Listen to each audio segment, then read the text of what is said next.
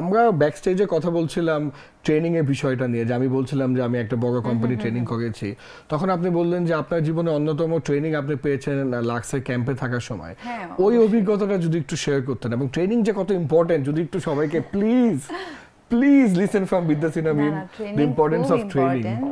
কারণ আমি যেখান থেকে এসেছি আমি অনেক কিছু জানতাম না ভাইয়া, অনেক কিছু জানতাম না যেটা আমি ট্রেনিং এ শিখেছি। হয়তো ওই সময় মনে হচ্ছিল আমাদের সকাল 6টা থেকে শুরু করে রাত 10টা পর্যন্ত নন স্টপ আমাদের একটার পর একটা ক্লাস হতো।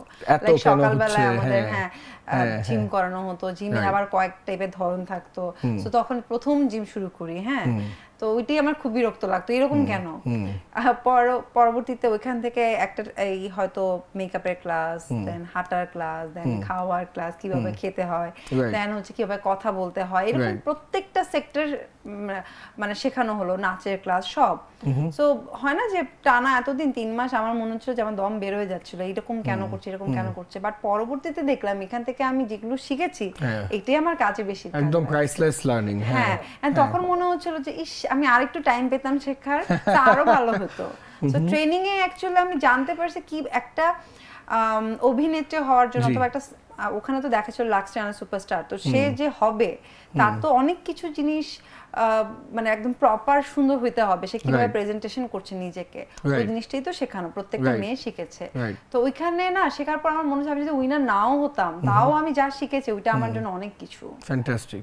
না মানে এটাই কিন্তু দেখেন উইনার্স এবং লুজার্সদের পার্থক্য কি, যে আপনি হচ্ছেন উইনার একজন লাইফে, আমি লাক্স চ্যানেলের কথা বলছি না, আপনি একজন লাইফে উইনার, যে আপনি কত হাম্বলি বলছেন যে আমি জানি না অনেক কিছু, আমি অনেক কিছু জানতাম না, বা আপনি হাম্বলি বলছেন যে শেখার শেষ নেই, অথবা যেটা বলছেন যে আমি মুকুট না জিতলেও আমি যে শিখে গেলাম এটাই আমার জন্য উইনিং।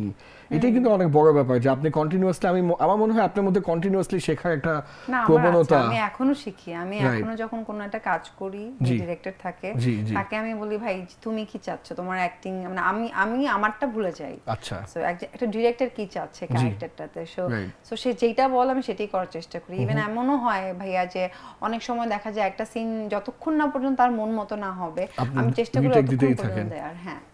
কখনো এরকম ফিল হয় না যে আমি কেন এতগুলো শর্ট দিব, এটা না, বেস্ট হইতে হবে, ডিরেক্টর হ্যাপি থাকতে হবে কাজে। এই যে title Lux channel I superstar টাইটেলে কিন্তু সুপারস্টার, তো মাঝে মাঝে মনে হয় না যে আমি তো সুপারস্টার, আমি তো বাংলাদেশের বিগেস্ট স্টার।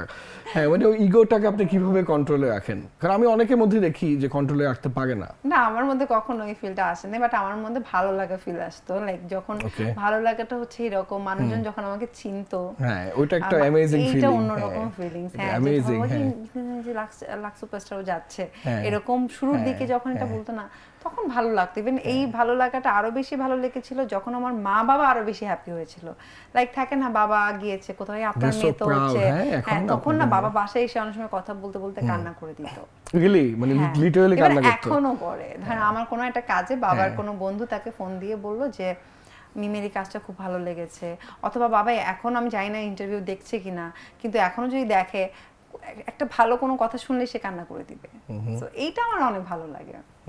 না আমি ধরে নিচ্ছি আঙ্কেল এবং আন্টি দুজনেই দেখছে, তো তাদের উদ্দেশ্যে যদি আপনি কিছু বলেন এই ক্যামেরার দিকে তাকিয়ে। তাদের উদ্দেশ্যে সবসময় অনেক কিছু বলি, কারণ আমি আজকে এই জায়গায় এত দূর আসতে পেরেছি অ্যাবসলিউটলি তাদের অনেক অবদান। হ্যাঁ অবশ্যই আমার মা বাবার জন্য, ওই ফুল সাপোর্ট না থাকলে আসা যায় না। আমার একটাই কথা, প্রত্যেকটা ছেলে মেয়ে অ্যাকচুয়ালি সাকসেস হয় তার বাবা মার সাপোর্টটা হয়, হয়তো সে নিজে থেকে, কিন্তু বাবা মার সাপোর্ট যদি থাকে সে আরো বেশি। এবং এটা তো অনেক ধরনের রিসার্চ আছে যে আপব্রিঙ্গিং, আপনি নিজেও জানেন না যে তাদের কোন এফেক্ট আপনাকে সাইকোলজিক্যালি এফেক্ট করেছে, আপনার এই যে স্ট্রেংথ, ভিতরের শক্তি, যে ডেফিনেটলি আপনার জীবনের কোনো ঘটনা বা তাদের কোনো লেসন আপনাকে ওই শক্তিটা দিয়েছে, ড্রাইভটা দিয়েছে। তা তো অবশ্যই। এমন হয়েছে আমি অনেক কাজে আপসেট ছিলাম, অনেক শুটিং এ আমার মন খারাপ ছিল, সো তখন কিন্তু তারা আমাকে মানে কখনো ওইটার সাথে তাল মিলায় নাই, জাস্ট আমাকে আরো উৎসাহ দিয়েছে যে না এটা কোনো বিষয়ই না, কাজ করতে গেলে এরকম হয়, নেক্সট তুমি আরো ভালো কাজ করো, তুমি তাকে দেখায় দাও তুমি এটা করতে পারো। সো এই জিনিসগুলো পেয়েছি, ওইটাই কিন্তু অনেক বড় বিষয়।